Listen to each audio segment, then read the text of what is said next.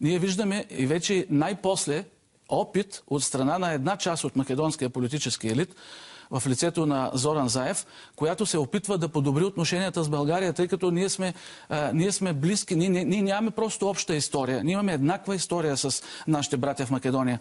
Така че този период, който отмина, последните 27 години, това генериране на постоянно напрежение, на антибългарско говорене, България не можеше да го остави без внимание.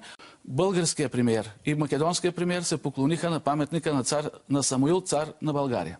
Второ, българският премиер спомена, че няма нищо по-естествено от това, например, да честваме и личности като Тодор Александров.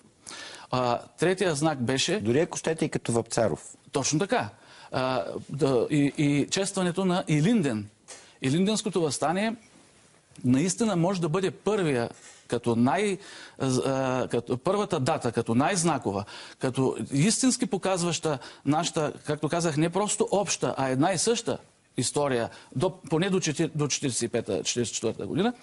И ако това се осъществи, би било наистина революционен акт. Да не звучи пресилено, но би било революционен акт в нашите отношения. Общото ни честване на Илинденското въстание.